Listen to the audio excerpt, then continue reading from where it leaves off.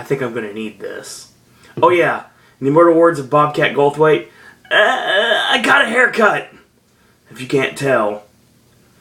Yeah, Sir and Disney here, and for the second week in a row we get to talk about a substandard edition of Raw. Why? Because, why not? I'm not gonna lie, seeing editions of Raw like this makes me really excited about being able to forgo wrestling content for 2 weeks. That's not much, but it's still a little bit. Maybe it might make me, I don't know, miss the product a bit.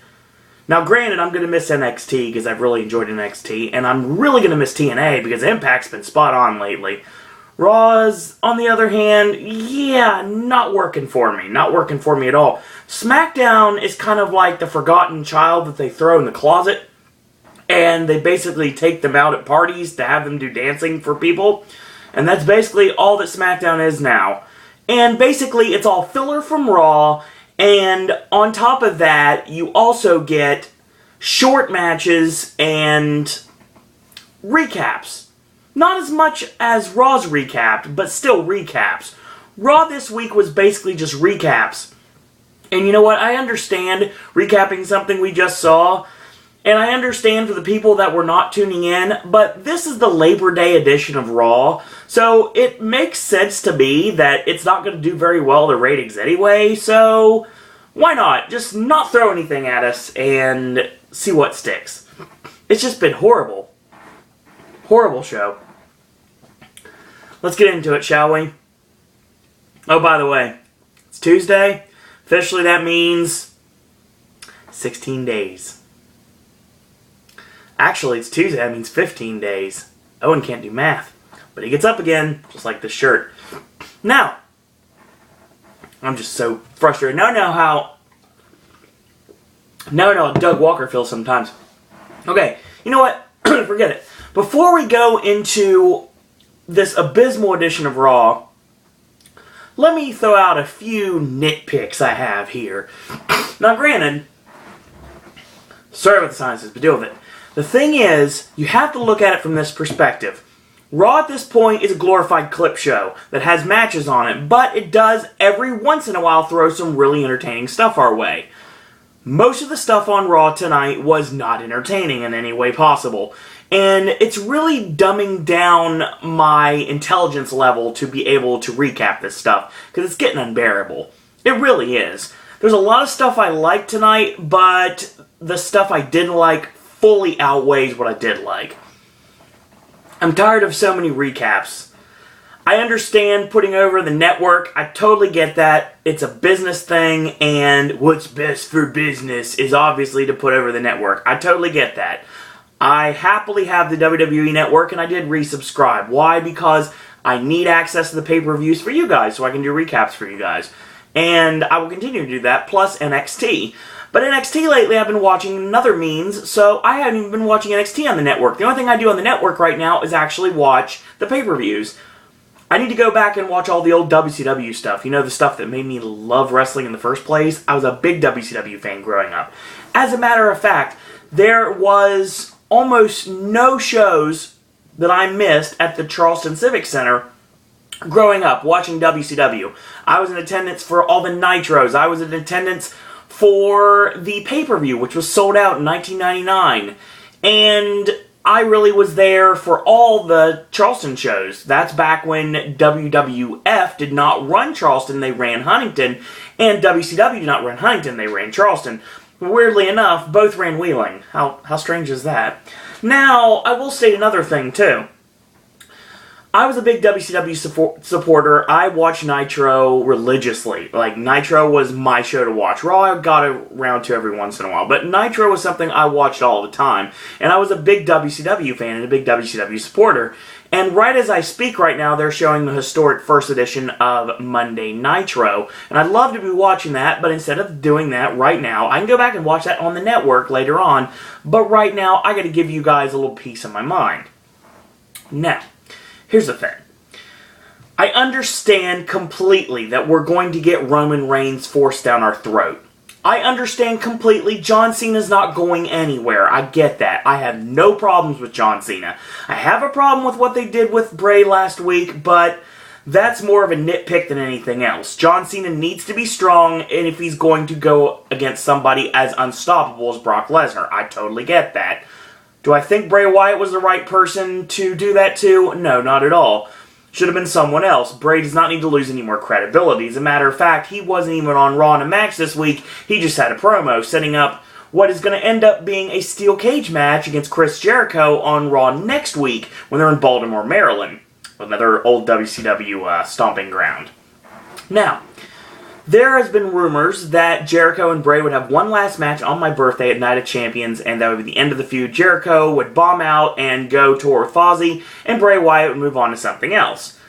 I don't know what's going on at this point, because obviously Harper and Rowan actually got a match tonight against Big Show and Mark Henry, and then you have Bray who just got a promo. Jericho got the main in the six-man, so there's a lot of things that just don't stir the Kool-Aid here. Now, on the part of, and this is a completely different way to do recaps than normal, but I just had to get some things off my chest. Number one, I really like what they're doing with The Miz and having Damien Sandow as a stunt double. Sandow being on television is a good thing for me, and I really wish they could have went somewhere with Sandow's disgruntled gimmick. The angry young man stable that I've been wanting to see for a long time will probably never happen, but obviously it won't happen because it's way too shoot. So yeah, Sandow is going to be the stunt double for The Miz. I had no problem with that. It was really awesome to see Crazy Mary Dobson as the makeup artist for The Miz when Miz was at ringside getting makeup put on him and of course drinking Evian given to him by Damien Sandow. I like that. I like that a lot. Obviously, I'm a big Miz supporter. I have all the merch. I've been a fan ever since The Real World. I know a lot of people don't like Mike Mizanin personally. I've always liked his character, and I thought it worked really well. He's a very smarmy heel, and I very much enjoy his work. Now, I like the stuff they're doing with Sandow. I love the stuff they're doing with Dolph Ziggler, and I like the Dolph Miz program. Whether either way you call it, either it's a Hollywood program, one being Florida, one being California, or it's a Cleveland program because they're both legitimately from Ohio. So, yes, I'm very interested in seeing where that's going to go. Now, Dean Ambrose, of course, got taken off television to go film a new WWE film at the wrong time. They killed his momentum at the wrong time. But when he comes back, he's going to come back with a vengeance. He's going to go after Seth Rollins, and the rumors are saying that there's going to be a tag match at Night of Champions. I don't think that's going to be the case. I think the night after Night of Champions, Ambrose comes from the crowd, and Rollins runs away like he saw a ghost. That's basically what I think is going to end up happening here. Okay, furthermore, WWE needs to decide who they want to feud their superstars with. Okay, we've been conditioned lately that Rusev and Jack Swagger are feuding. Makes perfect sense, right? The reason why Jack Swagger is so over right now is because he's become America's poster boy. It makes perfect sense. But he couldn't get the job done against Rusev time in and time out, and now it's transitioned to a feud with Bo Dallas. Have zero problems with this. The problem I do have with this is the fact that WWE does not know what to do about Rusev. Now, Rusev, of course, feuding with Jack Swagger, but also Mark Henry now wants a piece of him. So Rusev is basically feuding with two guys, one being on, like, the B shows, and one being what will probably be his match at Night of Champions. But why would we care about Jack Swagger if he's not facing Rusev anymore? Obviously, the Biff Tannen lookalike, there's a reason why we call him that, folks, is only relevant when he's All-America all the time. And if he's not going after someone like Rusev, he's just another lower mid-card babyface, and that's it. That's all he is. It was nice seeing Zeb back on Raw tonight, but still, he's just a lower mid-card babyface. I have issues with this. Kane, seriously, at this point, put your gear back on, or let's come up with some sort of gear. I know you have people that design the wardrobe in WWE for all the superstars. We've seen it via Total Divas. So think about it from this perspective. If you're going to have Kane continue to do the thing without the mask and be shirtless and look like what I like to refer to as the deadbeat dad, wearing the slacks and everything, come on, just seriously, get him some real gear. I understand what you're going to do with him. If you want to dress him like Bull Buchanan in the Right to Censor gimmick, I get that completely. That makes sense. But don't have him wrestle like he is a backyarder that used to work at a telemarketing job. Doesn't make any sense. I have no problem with Kane as a worker. I have no problem with him as a person. I have a serious problem with the fact that they don't get him real gear. I have a problem with that, and I will continue to have a problem with that. Number two, I'm tired of... Number two, I don't know what number we're on, but let me just say I'm tired of authority angles. They've ran their course. Dixie got powerbombed through a table by Bully Ray, and now she's off television. Now there's no heels running the asylum anymore. Now the baby faces can actually have a chance. I get the point that Triple H and Stephanie have to get over. I get that. And I get the fact that we had a nice... reprise from them being on television every single week. This week just did not work, and like I said, WWE knew that they were not going to get the ratings anyway, given the fact that this is a Labor Day edition of Raw, which most people are going to skip out on because they have other things to do. Family, and the people that had to work, or maybe even cookouts, or if they're in another time zone, maybe. Hey, some people cook out late. It happens. I've been to bonfires before. Not something I would do very often, but something I've done before. But yeah, I have no problems with that. Brock Lesnar being on television every single week is not necessarily needed. Paul Heyman can carry this feud. And Paul Heyman can even walk out with the WWE Championship over his shoulder, and he can cut a promo basically stating that, you know what, you know why you can't say or do anything concerning me? And that's because you know that if you say or do anything concerning me, Brock Lesnar is going to rip your head off, and that's basically what he does. He can hide behind his guy, and he can say anything he wants. Same thing I did when I managed the Death Star, so it makes perfect sense. I ran my mouth time and time again, and sure enough, Death Falcon Zero and Jock Sampson made sure to get the job done, and that's how it worked. That's how you work when you're a heel manager. You're a smarmy heel manager, you hide behind your guys, and you let them do your dirty work for you. Makes perfect sense, and it works really well with Paul Heyman. The difference with Heyman is Heyman's a lot more well-spoken than most independent wrestling managers will ever dream of being, and easily put up with Bobby the Brain Heenan as one of the greatest wrestling managers of all time. I don't have a problem with Randy Orton right now because I know that the endgame here is eventually to turn him babyface, and I don't have a problem with that. Babyface Orton against Brock Lesnar is probably just what the doctor ordered. Can you imagine all of the old Ohio Valley wrestling footage that WWE has right now locked in a vault somewhere? And no, I'm not talking about the vault that the Road Dogg and Josh Matthews were checking out during Are You Serious back on YouTube. No, I'm talking about in an actual video vault somewhere. They have this footage and they can use it anytime they want.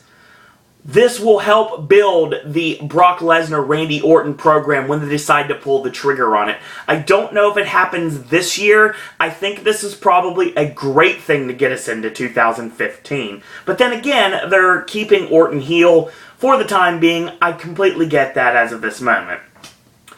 So there's that. There's, like I said, Roman Reigns, I have a problem with him personally. I don't think he's ready for such a big push yet. At least give him one more move. Let him use the backdrop Uranagi. I know he doesn't use it very often, but let him use it more frequently to add to the Superman punch, the leaping clothesline, the drop kick to the side of the head, and obviously the spear. I can call Roman Reigns matches in my sleep. But then again, that's the point. You see, when you think about it, if you watch any match, you can see that everyone has their signature spots, and they throw them out in sequential order every single time. Now, sometimes they train it up on us, like when the times that Dolph doesn't go for the swing neck breaker or the reverse neck breaker off of the 10 punch, he decides to do something else instead. So, I mean, come on. Everybody is guilty of this, and everybody's innocent from it as well. Pretty much saying everyone has to have the signature spot. So, saying someone only has 5 moves of doom, that's the IWC catch buzz right there. I will state that that is null and void because everyone has 5 moves of doom. Most people just don't realize it. Cesaro, my God, they really ruined what could have been a great run for Cesaro before. But I do think there's still reason to pull the trigger on it later. Now, obviously, Going into the breakup of the Real Americans, it looked like Cesaro was going to be the babyface out of it. We're going to do the Andre Haku split. We do a short feud with Cesaro and Swagger. Cesaro winning, and of course going on to bigger and better things. Now, we have set up a program where Cesaro became a Paul Heyman guy. Heyman turned his back on Cesaro, in all essence, and now Heyman has Brock Lesnar doing his dirty work for him. Cesaro eventually is going to square off against Lesnar, and we all win. And I don't have a problem with that if that's the end game.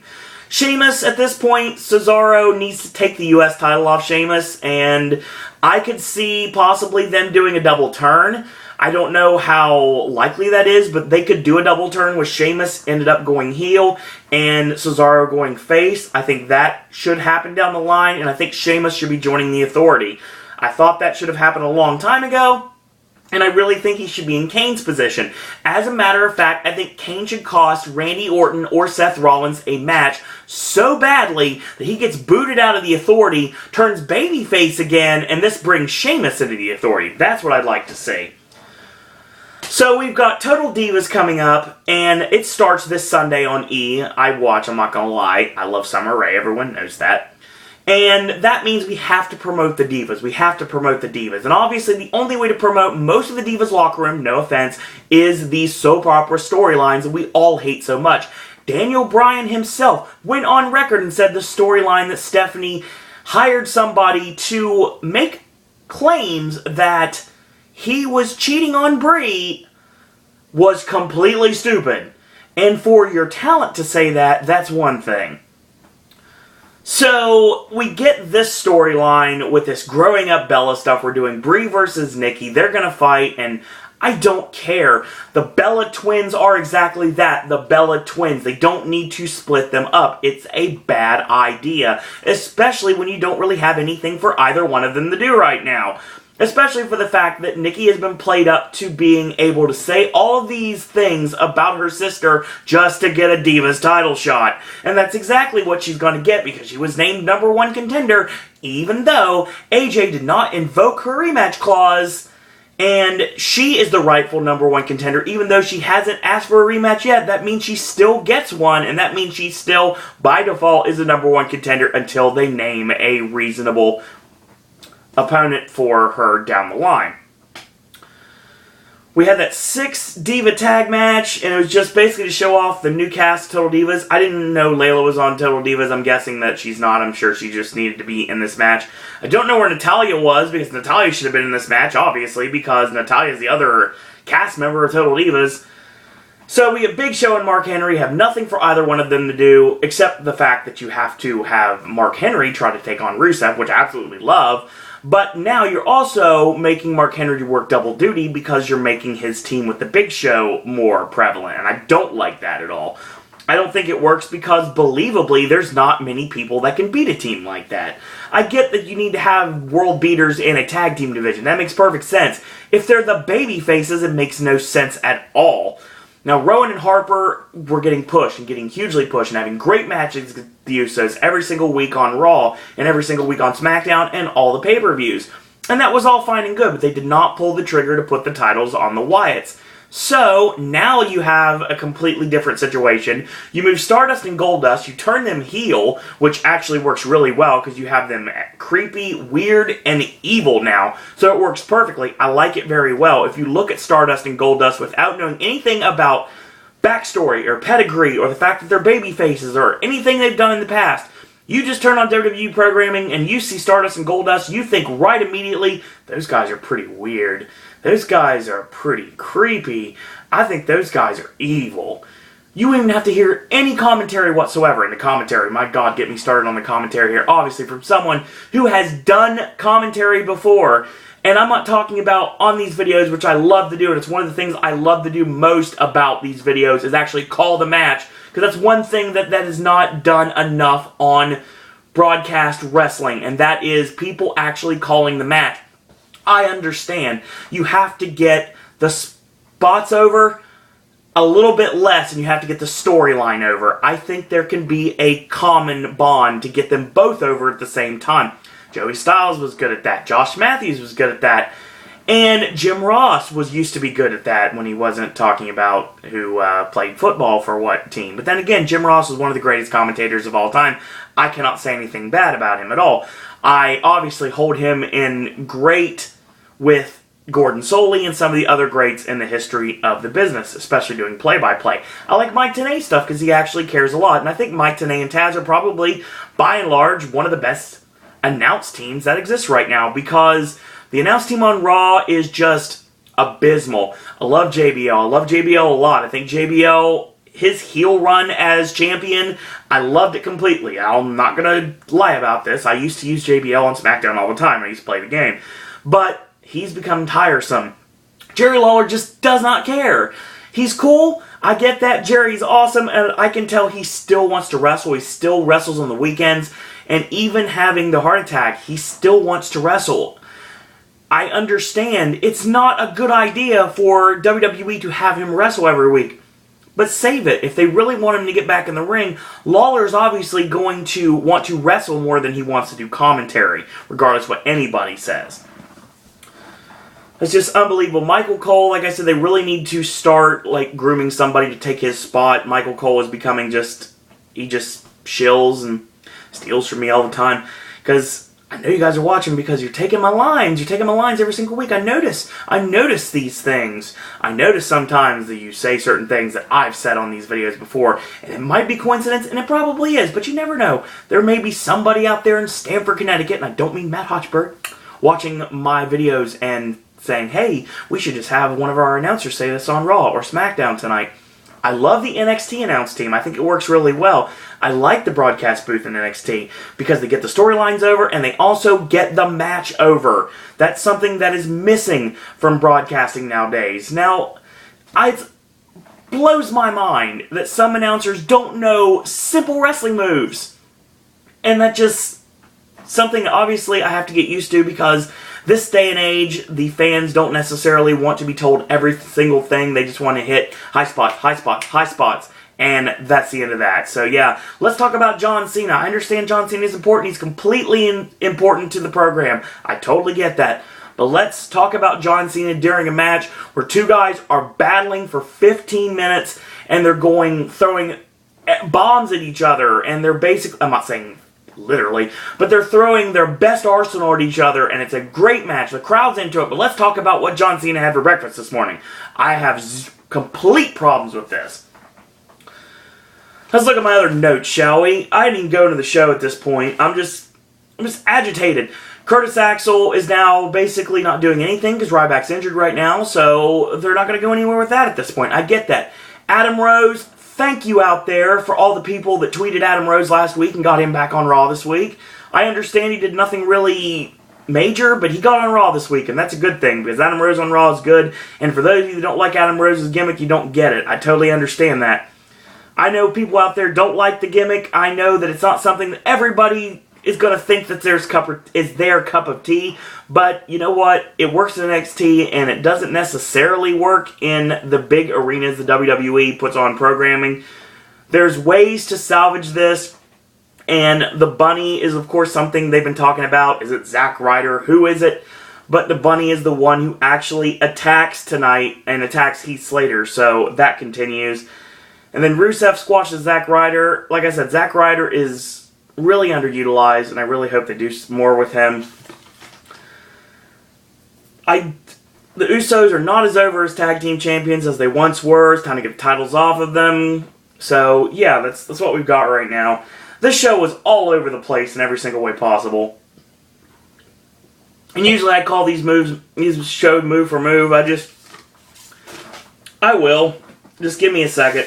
I'm just agitated. I apologize. Start the show off. Yeah, let's talk about the actual show now after my rant over. So yeah, this is me climbing down from my soapbox. WWE, get it together, seriously. I know you don't have any legitimate competition, but get it together. My God, these shows are just unsufferable to sit through. So Chris Jericho's in the ring when we start off the highlight reel. And he says, "Welcome to Raw's Jericho," and he loves the cheap pops. Shock, surprise. "My guest has never worked a day in his life, and he's given everything on a silver platter." He, of course, getting ready to bring out Randy Orton. here comes the Authority. Triple H, Randy Orton, Kane, and Seth Rollins all out in black tie. So Jericho was not expecting this from the law firm of Sellout, Suck Up, and Schnoz. Okay. Kane tries to talk and get over on Jericho, and Triple H kind of interrupts him and says, "This is the man who never grew up," talking about Jericho. Hunter, I wonder who never grew up sometimes. Chris should be thanking Triple H instead of jaw-jacking with him. And of course, they're talking about Jericho wearing a nice scarf. And Jericho retorts and says, "Nice pink tie." And of course, Triple H gets a laugh out of me. He says, it's Violet, you Nimrod. So Triple H is making this an historic edition of the highlight reel. Triple H thinks it may not be best for business for John Cena to get a rematch at Night of Champions.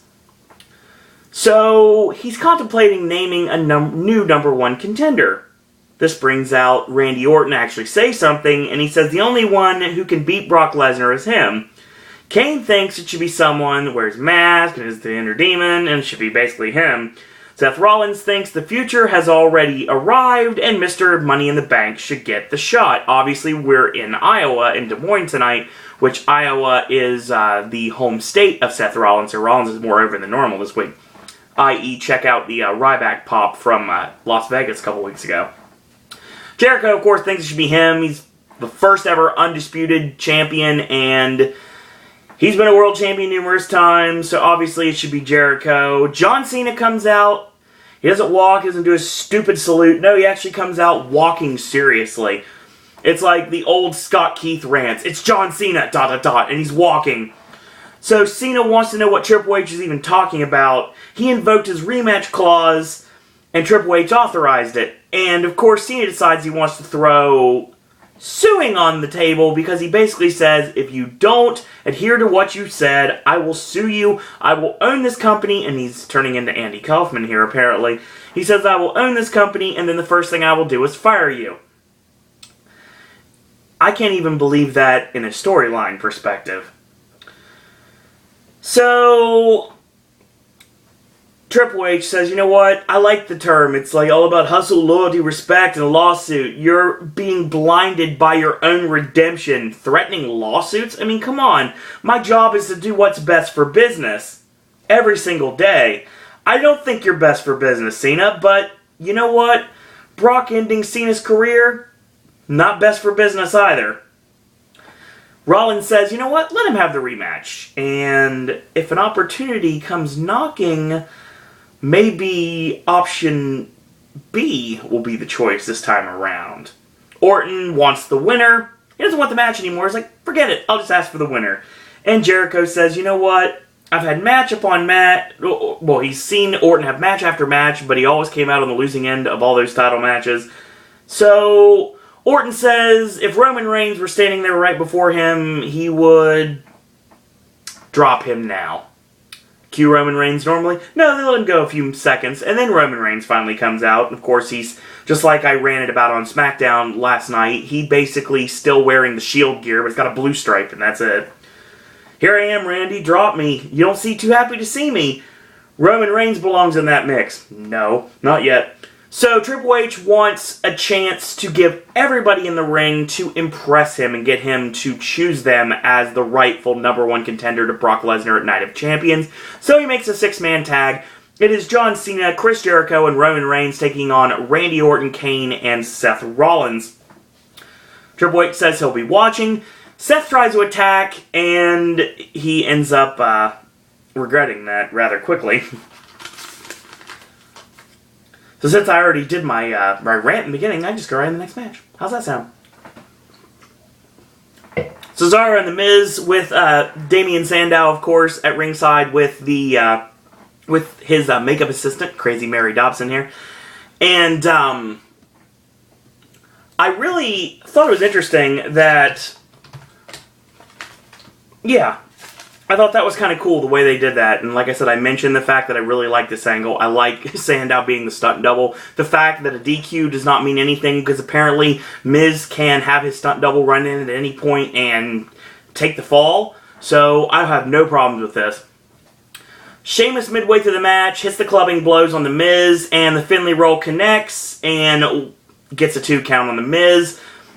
There's a boot by The Miz and an overhand right, whips him in, goes for a hip toss, gets blocked by Sheamus, and a gut shot, ducks the clothesline, and tagging to Cesaro. He nails Sheamus with a drop kick. We go back to live action off the commercial break. Elbow on Sheamus and a chin lock by Cesaro. Sheamus punches his way out and punches into the corner. Slaps. Sheamus no-sells him, and Sheamus with a shoulder block. Sheamus gets caught with a nice bridging fall-away slam 1-2, and Sheamus kicks out. A whip in. Cesaro charges, and Sheamus gets the boots up. Goes up top and gets caught, climb up, and Sheamus headbutts off, and a battering ram to Cesaro. Tags in The Miz, hot tag to Ziggler, ducks the clothesline, hooking clothesline, charging splash in the corner, reverse neck breaker, goes for the name dropper, gets caught, powerbomb countered into a sunset flip, 1-2, and a kick out. Dolph plants him with the exclamation point DDT, and Cesaro makes the save. Sheamus runs in and a crossbody over the top rope. Both Sheamus and Cesaro hit the floor hard. The name dropper misses this time. The Miz goes out and Sandow replaces him. Sandow eats the zigzag, and this allows for a distraction. Miz comes back in, hits a skull-crushing finale on Dolph Ziggler, 1-2-3, and The Miz and Cesaro win. After the match is over, The Miz is drinking Evian with Crazy Mary and Sandow at ringside, and it's funny because Cesaro grabs the bottle of Evian and just dumps it in his mouth. So, that was fun. Growing Up Bella segment, Bree stole Nikki's prom date. Don't care. 6 Diva tag match, Summer Rae, Layla, Naomi against Cameron, Rosa Mendez, and Eva Marie. Just breaks loose. Rear view on Cameron. Summer Rae and Layla with a double drop kick on Eva Marie and Rosa Mendez. That's the end. Tag match, Big Show and Mark Henry against the Wyatt family, and we pick up from what could have been their tag match on SmackDown. Obviously, it was a 6-man, but yeah, we pick up from that. So Henry comes barreling into the corner. He gets backed in there by Rowan tagging to Luke Harper, and Rusev comes out with Lana to stand there and watch the match. Gee, I wonder what they're doing. It makes perfect sense because Rusev coming out, obviously, he's got heat with Mark Henry, so we're going to continue this. He charges in to a kick from Mark Henry in the corner, tagging to the Big Show, clothesline, whip in, charges in with a butt in the corner, runs him over like a Mack truck, and he kicks Rowan for good measure. Harper sends Show into the barricade, and that's via a drop kick to the knee from Luke Harper. Show gets back in at 10, and 4 straight stomp kicks, 1-2, and a kick out, tagging to Eric Rowan. He comes in, stomps the Big Show, the double atomic noogie to the head, and Show flips him off. Big boot drops the Big Show, and tagging to Harper. Double palm thrust from Luke Harper. Show chops Harper out of the corner. Big right hand, a super kick, but the foot is in the ropes. Tagging Eric Rowan. Rowan with punches, gets a 2 count off of that. 2 right hands, scoop slam, 1-2, Big Show kicks out. Goes for another slam, gets cocky, gets dropped with a very awkward, not quite there DDT on Eric Rowan, tagging to Harper. Mark Henry gets tagged in. 2 clotheslines, whip in, avalanche, over the shoulder power slam, and Rowan makes a save before the 3. Show tosses Rowan over the top, and with the Goozle toss over the top. World's Strongest Slam, and when the World's Strongest Slam is getting ready to be completed, Rusev slides in, hits the Muay Thai kick, and of course, that's the DQ. Big Show punches a chair out of the hands, and Big Show sends Rowan away. So yeah, that was the end of that. It was there. So, like I said, we get our next Growing Up Bella segment. Apparently, Nikki passed her driver's test. Brie didn't, so Nikki had to be the chauffeur, I guess. So, one night, Brie stole the vehicle and got into an accident and gave her license, which was her sister's license, and then she blamed Nikki for everything. But I've never told anyone that before. But you told thousands of people watching on television.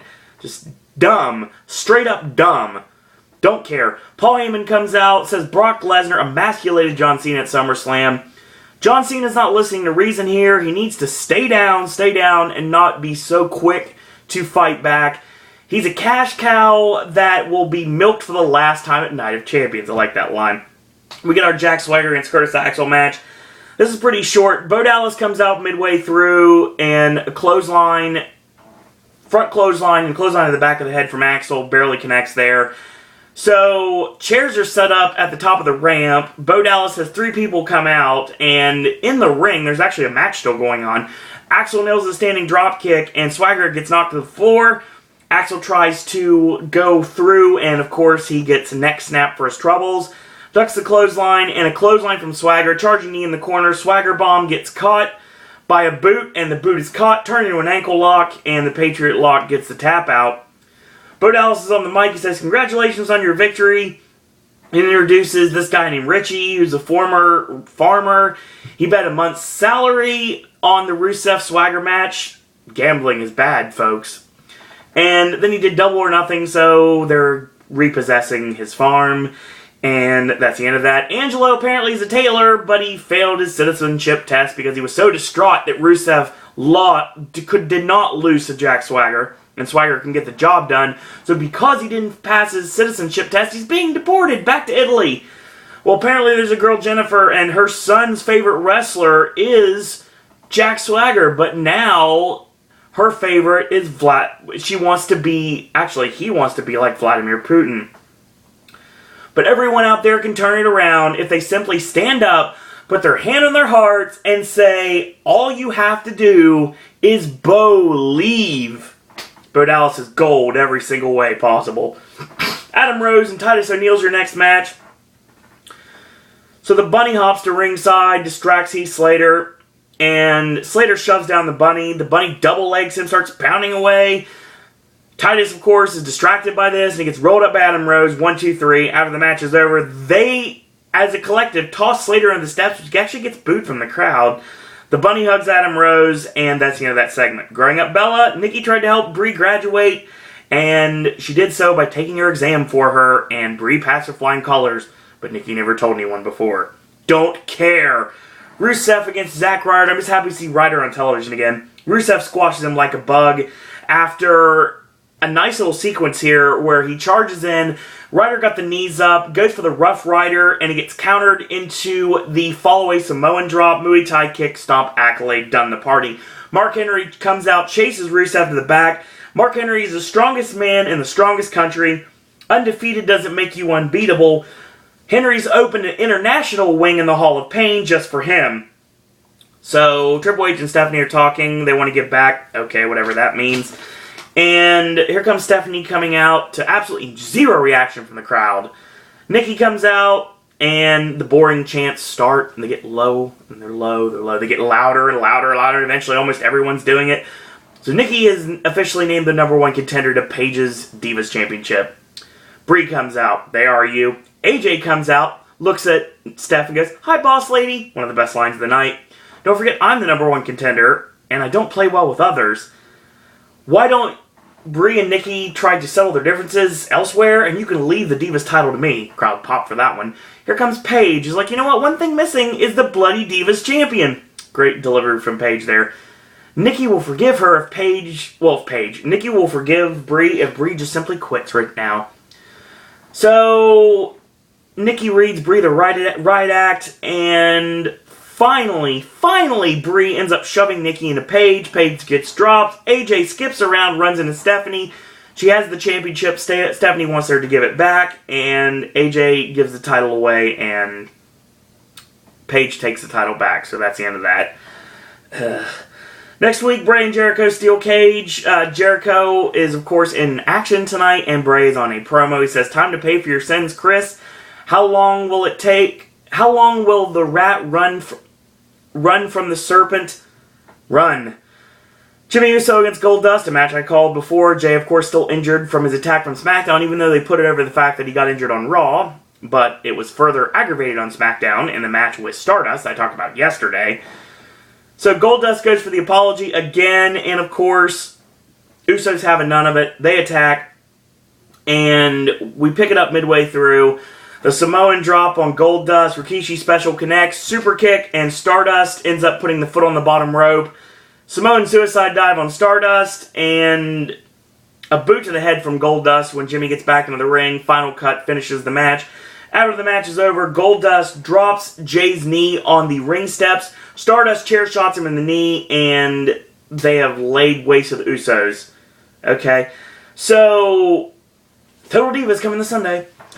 John Cena, Chris Jericho, Roman Reigns against Randy Orton, Kane, and Seth Rollins is your main event. So we pick it up after the second to last commercial break here. God, I should have waited till the end. Is this going to save a lackluster show of Raw? We're about to find out. So Roman Reigns whips him in. Kane ducks his head, and my God. Roman whipped in, he ducked his head for the backdrop, and Kane goes for a DDT, and it just doesn't work. It doesn't work at all. Tagging to Randy Orton, and European uppercut, or St. Louis uppercut in this case. Straight kick to the chest, headbutt, right hands to Randy Orton from Roman Reigns. Stop. Whip, duck the clothesline, leaping clothesline by Roman Reigns, whip into the Samoan drop, 1-2, Orton kicks out. Charging clothesline, 10 punch, stopped at 6, and Orton slithers away, and of course hits the 3.0 backbreaker off the buckle, gets a 2 off of that. Rollins tosses Roman to the barricade on the floor, and then back in the ring, 1-2, and a kick out, because Orton tagged in Seth Rollins before he tossed him to the floor. So, he goes for a choke slam. Actually, no, I'm reading it wrong here. So he chokes Roman with his own arm, sitting on his lower back, and Roman picks him up on his back, going for the sleeper. He gets backed in the corner, tagging to Kane, chin lock, and Roman Reigns creates separation with the backdrop suplex. Tagging to Randy Orton, stomps away on Roman Reigns, gets a 2 off of that. Leaping clothesline to Randy Orton, tagging to Seth Rollins, hot tag Jericho, so he knocks Orton off the ring apron, springboard drop kick to Kane, knocks him off, hits the face buster, lion salt, double legs Rollins, puts him in the walls, but he's in the center of the ring. Orton nails him from behind, and that breaks up the maneuver. So, Superman punch from Roman Reigns on Randy Orton, and a choke slam on choke slam on Roman Reigns, and Cena comes in, AA's Kane, and Seth Rollins with the springboard knee strike on Cena. Jericho rolls him up from behind, 1-2, and a kick out.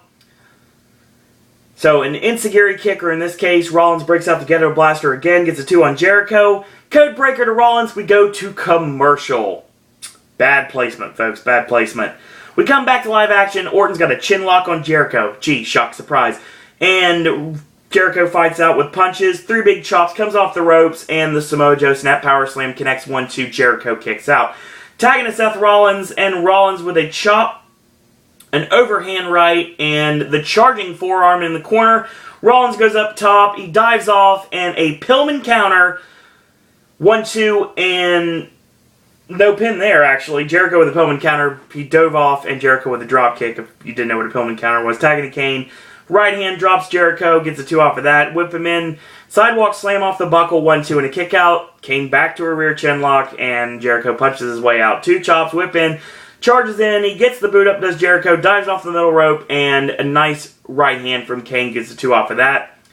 Tagging to Orton, and leaping knee drop connects 1-2, Jericho kicks out, clubs to the back, he puts him on the buckle, right hand, climbs up, going for the Orton crest superplex, he gets punched out by Jericho, chops him off, flying body press connects 1-2, and a kick out. 2 Pillman moves in the same match, how appropriate. Watch the network. Pillman and Liger, first Nitro. Check that out. Hot tag to Kane, he punches Roman Reigns off the apron, scoop slam, but he lands on his feet, catches the forearm to the back of the head, tagging to John Cena, finally. Duck the clothesline, shoulder block off the ropes, proto bomb, and a boot to Seth Rollins. The Goozle stops Jericho, and Orton nails Jericho, Cena with the clothesline to Kane, proto bomb on Rollins, Cena AA's Kane, and tags in Roman Reigns. He spears Kane for the 3 count. After the match is over, Cena gets up in Triple H's face, jaw jacks with him in ways we have not heard anything, and Cena ends up AAing Seth Rollins on the table to end the show. Oh my God. So yeah, we're going to be talking more WWE next week. But at least we can talk NXT. I mean, I do really excited about NXT. I'm not much caring I'm going to miss Raw and SmackDown, but NXT I'm very interested in. Now granted, like I said, I mean, not much to really talk about on this show. A lot of segments, a lot of tag matches. Cesaro and The Miz against Dolph and Sheamus was alright. Show and Mark Henry against Rowan and Harper was just kind of there. Less said about the 6 Diva tag match, the better. Jimmy and Goldust was kind of really short. I will say that Swagger and Axel was just kind of there to build up the Bo Dallas storyline. Adam Rose and Titus O'Neil didn't make much sense. Rusev and Zack Ryder was basically just filler. Raw used to be War, Raw is now filler. The main event was decent, but could not save a 3-hour Raw. So yeah, this was not a good edition of show at all. So yeah, just a very abysmal edition of Raw. I did not like the show. Like I said, there were a few things that I did enjoy, but like I said, as you probably heard in the beginning of this, when I went on my rant, all the way to this, when I'm actually talking about the show, the stuff I liked is few and far between from the stuff that I really, really disliked. So yeah, this was not a good show. Very excited about tomorrow. I get to talk Impact again. TNA's been on a roll, and I'm really excited to be able to talk Impact Wrestling tomorrow. More Halloween Horror Nights videos coming soon. I'm actually going to be a guest with the Horror Night Updaters. The Horror Nights Updaters are actually bringing me in to do a Halloween Horror Nights video, and that's coming up very soon. More Halloween Horror Nights content coming up on Thursday. We don't have a movie on Thursday night, so we're going to actually be filming. We're going to be filming some brand new content for this week, as well as stuff that you're not going to see until I'm already gone. The second week that I'm going to be gone, that content will be filmed this coming week as well, so we're getting a lot out of the way, and I guess we're going to watch The Identical on Friday, so yay. So yes, that's what we've got right now. So wrestling fans, if you like this video or like any of these videos, tell your friends about them, leave a comment, subscribe, help spread the word about Pop. If you haven't yet, go to Facebook, click like on that Facebook fan page. It's Suro and Disney Pop on Facebook. If you'd like to follow me on Twitter, it's at Suro and Disney. Or if you'd like to send me an email to talk wrestling in general, WWE or TNA, talk about my wrestling experience, we can talk about that. Or if you'd like to ask me questions or general knowledge about Disney, Universal, or Halloween Horror Nights, or if you'd like to become a popcaster yourself, send your content and your contributions to suroanddisney@gmail.com. So after that's done, I'm actually going to just try to watch something good so I can get this bad taste of Raw out of my mouth. And until tomorrow, boys and girls, that's a lot better than Raw tonight. That's all I gotta say about that.